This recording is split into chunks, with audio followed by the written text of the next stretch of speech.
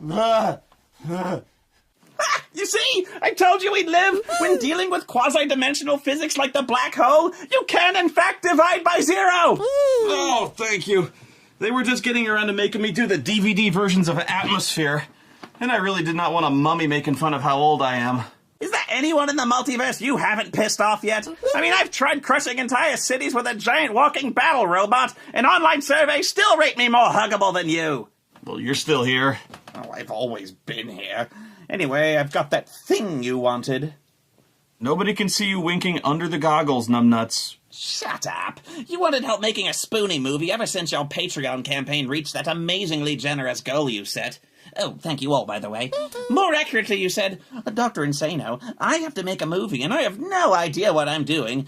Bail me out so I don't actually have to do any work, and I'll be your best friend. I am a complete fraud, yes, we've established this. Well, here's the movie. Got the movie? What do you mean you got the movie? I haven't even started it yet. I don't even know what it's going to be about. I'm on a frigging roll, aren't I? Instant cassette, stupid. Watch the movie before it's finished. I mean, it's way more complicated than I'm making it sound, of course, but anyway. Okay, so what's the downside? How much did you like the space-time continuum? I don't know. If you broke it, do I still get paid? Yeah. Hey, why is this on VHS tape anyway if it comes from the future? Well, I don't know. Maybe you go hipster in the future or something. Look, the computer doesn't lie. That's the gaydar. Oh, shit. You probably just opened up a wormhole into the Cinema Snob's porn closet. Probably yes, but the computer says it's the Spoonie movie. It's 100% accurate, except the parts that are wrong. But this isn't my movie. I can't just rip off somebody's movie. Since freaking when? This is America, homie! I need a shower.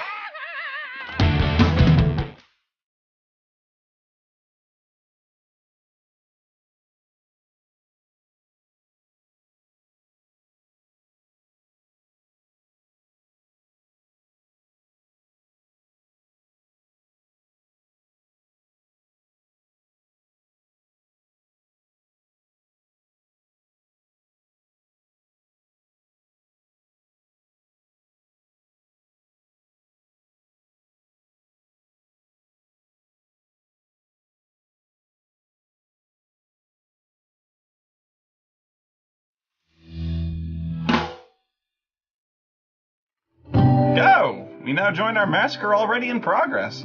This really is the absolute first thing we see in the movie. Boom! Massacre! Do we lie, people? Huh? You're at the crossroads of your life.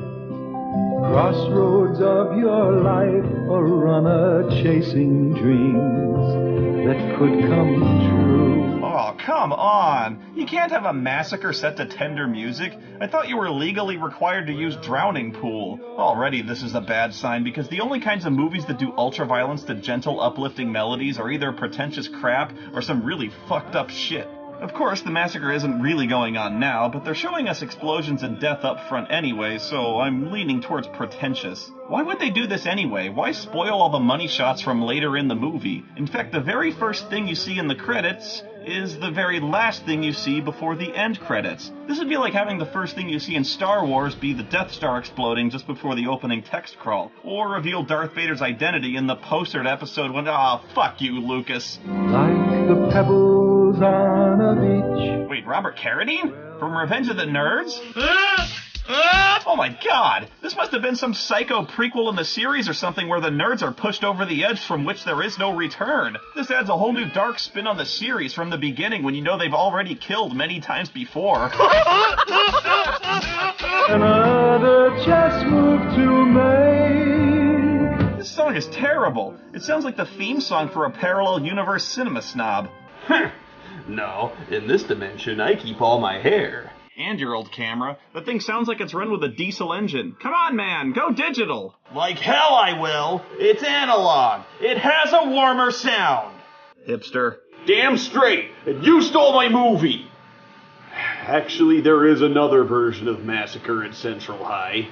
It turns out that an alternate cut of Massacre at Central High was released in Italy under the title Sexy Genes, in which additional hardcore pornographic scenes were filmed and inserted into the film, including a rape sequence and a naked canyon sequence with Spoonie. I'll take the movie, take it! Your thought alone. It's a wonder the tape is able to contain footage that nightmarish and evil without bursting into flame. Hey, fuck you, Four Eyes! Not with all the lube in Vatican City, saxophone dick! How does he even know about that? Okay, so as we start, nothing has actually blown up yet, although it might be soon. Nazis love blowing stuff up. Did you do that? What, did he do that? He is actively doing it! In red paint! You have literally caught him red-handed! Spooning. Explain it, make it pretty, or clean it up. Oh, I can do a pretty swastika. Normally very negative symbol, but if you brighten it up a little bit, do some happy little trees. Wait, Spoonie? No good spooning. Oh my god! There's a Spoonie in this movie! Spoonie, get some soap. What the fuck, man? He even kind of looks like me with the hair and... Ah, it's freaking me out! You! What the fuck did you do to me? You know, they say insanity's doing the same thing, expecting a different result. And yet... So Spoonie runs off to go soap his swastika, and we meet this guy, and you just immediately hate him. Not only because the actor's trying to play it too cool for school and failing, but it's immediately obvious the screenwriter has no idea how human beings, especially teenagers, speak to one another. Teresa. That's a very nice name. And a very nice smile. Oh, this is so awkward! Shut up, music. This isn't sweet, it's fucking creepy. Who talks like that to someone they just met? I wanted to make love, and I think he did too. But he wouldn't, because of you. Would a fucking Martian write this? Oh, he's Dutch, same thing. Fucking Netherlands. What, you like the Dutch? They think they're so great, well, all their... shit? Hey, Mark. Oh, hi, Mark. Oh my god! This student lounge at a public school is bigger and better furnished than most people's houses. This isn't a student lounge, it's a smoking lounge. I mean, check it out, it's got hardwood floors. I got it! Dutch waffles! Fuck Dutch waffles! Come to think of it, I don't even know what a student lounge is. I don't think my high school even had one, because I don't remember fucking lounging at high school. Certainly not kicking it with a Wall Street Journal on a red velour couch with my 3 other friends wearing tucked-in fucking polos, and one guy with an ugly Christmas sweater. You won't believe it, man. This place is a fucking country club. The story is that David just transferred in and discovers the whole school is being oppressed by the tyrannical regime of these 4 preppy white guys. Seriously, the whole school fears them. I mean, come on, the scariest one looks like what would happen if Fred from Scooby-Doo became a low-grade meth dealer. His old man built the school Olympic pool. The big guy has the worst posture. His gut sticking out, chest back, hands in his back pocket. He looks like a question mark. He's standing there like a big dumb blonde Urkel, which is weird since he looks like Dauber from Coach. Anyone? Coach? The show with Craig T. Nelson and... no? How old are you? You shut up! You shut up! I just had my birthday and I do not need this right now! I cannot believe the school is under the dominion of a gang that shops exclusively at Ralph Lauren. I mean, Spoonie might have to put up with this, but can you imagine them trying to pull this shit on some Crips? Shit, Los Locos had kicked their ass. Los Locos kicked their face. Los Locos kicked their balls into outer space! Well, they would. Anyway, I guess the protagonist is supposed to be David. I think he's going for some kind of James Dean thing, but to this actor, that translates to obnoxiously chewing gum in every scene. Apparently, he knows one of the school bullies, Mark, from a long time ago, and this is something of a reunion between 2 old friends. It seems they have a long and complex history, which serves as the central relationship of the movie. We are never told what this backstory is. I know he's your friend. That's right, he's my friend. He's a good friend of yours, Mark. The best.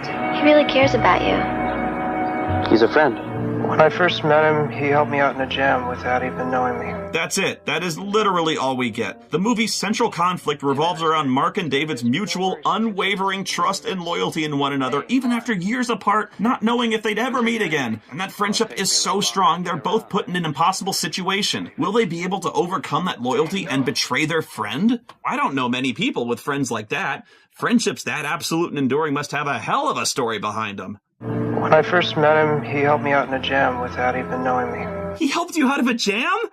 Without even knowing you, too? Oh, wow. It's amazing. Greater love hath no man than this. That's so inspiring.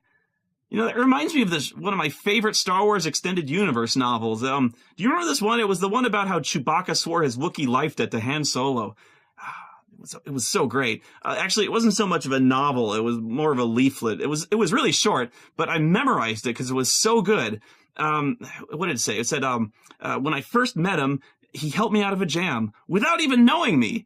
And so I swore my Wookiee life debt to him. It was written in Wookiee, though, because it was from Chewbacca's point of view. Well, let's do something. Sure, what? Surfing? No, I'm tired of Ever do any hang gliding? Hang gliding? Those hooligans! But their attention is drawn to this guy Rodney and his shitbox car, and apparently the mere reminder of its existence is enough to ruin all talk of fun for the day. Fuck Rodney. Why don't we just all drive around, show David the place? Okay. Paul, we'll take your van. Really? That's the music we're going with? This sounds like an educational film about sorghum. Hey, wait a minute. Shitty elevator music? Panel van heading towards the beach? It's Reb Brown! This is Captain America 3! Ah! Dude, actually, that'd be awesome if Captain America stopped the massacre at Central High. You never see it coming. Bombs are going off, people getting stabbed, then completely out of nowhere.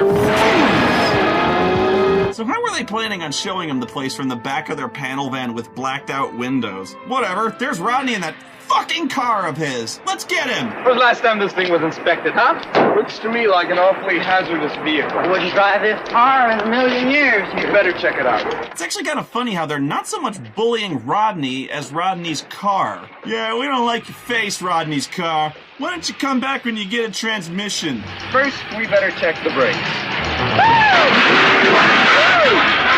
How about reverse? Good idea.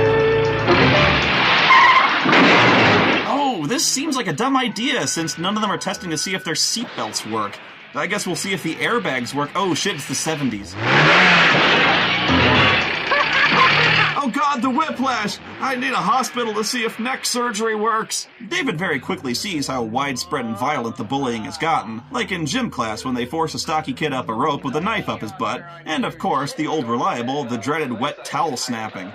It's no joke, man. I knew a couple of assholes who could lash out wet towels like a fucking bullwhip. Well, with students being openly assaulted with knives, David does the sensible thing and informs the authorities. Well, he doesn't, but I'm sure he would if he could find one. Seriously, try and spot a single teacher in this school. But the bullying really bothers him, so he tracks down Rodney and offers to help fix his car. Hey, that's solid. And oh, this really bugs the Dark Scoobies. Evil Fred calls an emergency meeting in the Dark Mystery Machine specifically to address the growing problem of David and, not kidding, his stern, disapproving looks. He's just aloof. That's his nature. It's also his nature to butt in where he shouldn't from the day he arrived. He just doesn't understand how this place works yet.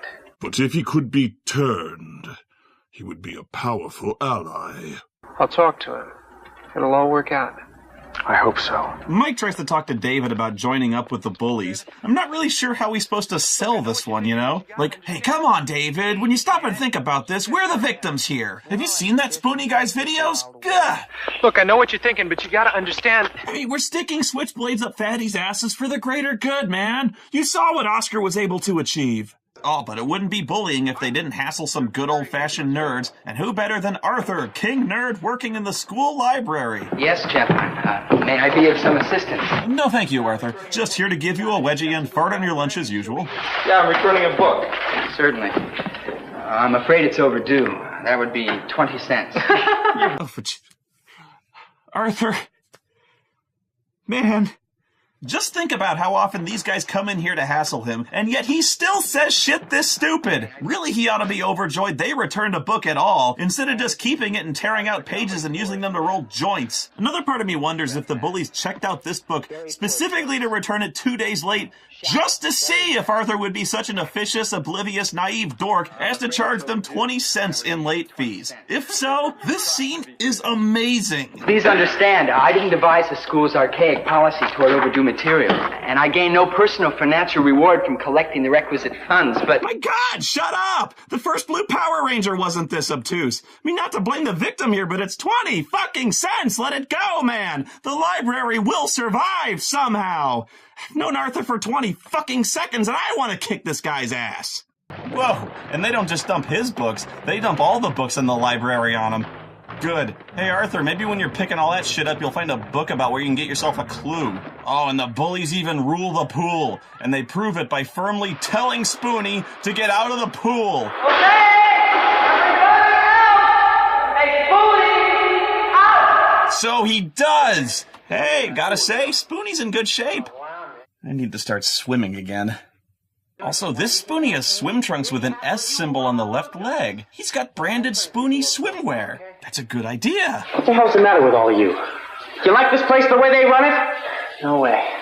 Look, man, to stand around here is a real bummer. Kind of a bummer, yeah. I mean, Mary and Jane here are getting gang raped, so their day's basically shot. Call for help? No, that's just what they'd expect me to do. So that's your idea of a good fuck, huh, Bruce? Really? That's her reaction to seeing a rape in progress on her two best friends. The same reaction of a second-grade teacher returning to an unruly classroom. So this is your idea of sitting quietly and reading the assignment quietly while I'm out, huh? Oh, what's wrong, Craig? You can't get it up for an audience? Oh, well, I guess attempting to shame them was the wrong approach. No, don't you dare scream for help! Hey, Bruce, why the hell are we doing this on school campus? This sort of goes way past dumping Arthur's books, you know? Who is it?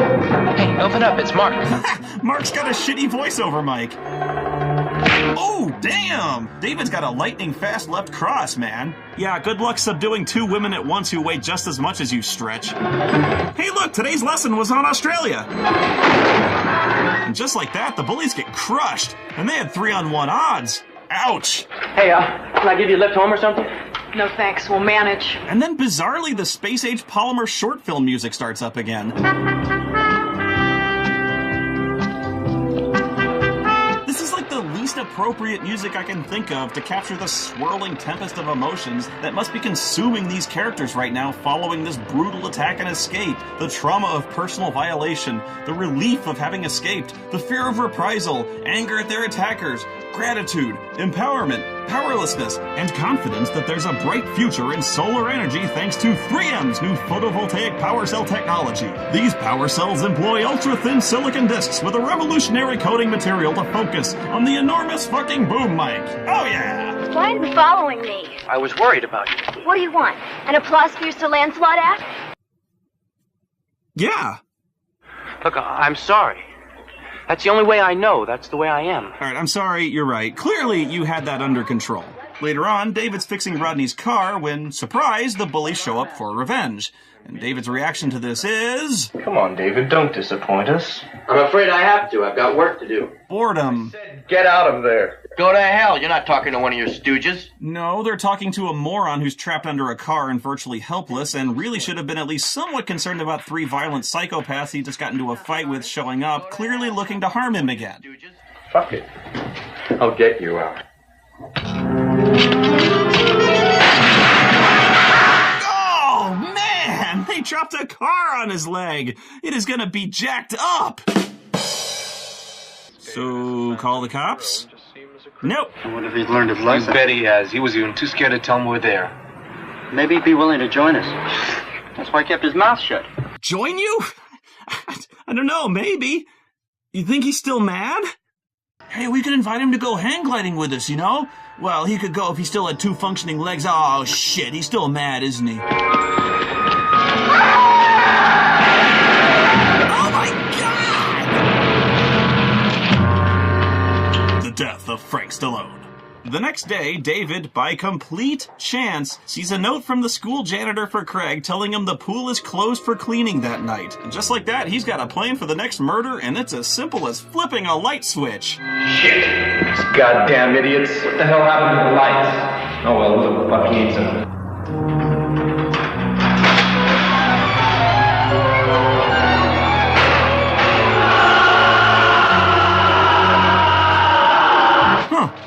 This looks familiar. Doing drugs is like being on top of the world. You just better know what you're jumping into.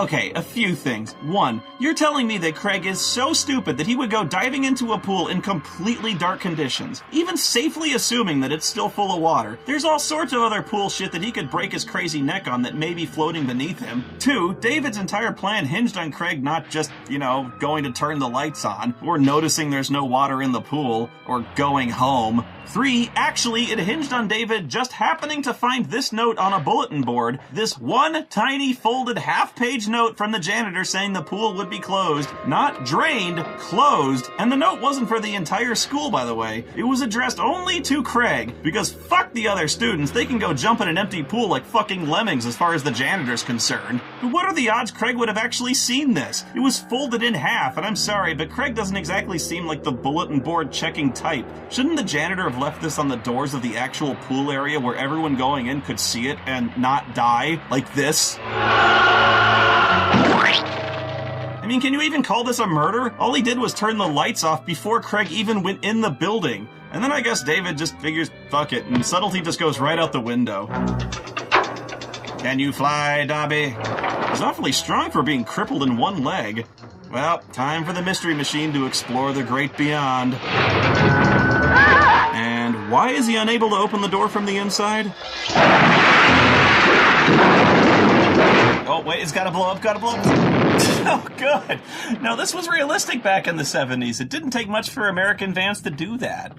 And that's pretty much the movie, right? Sure, not as much spoony as you were led to believe, but this is a pretty simple vigilante story. Hero fights the bullies, gets overwhelmed, but at the end overcomes the odds and systematically gets his vengeance on the gang, and at the end liberates the school. We're not done yet, and neither is Spoonie. Now the movie gets weird.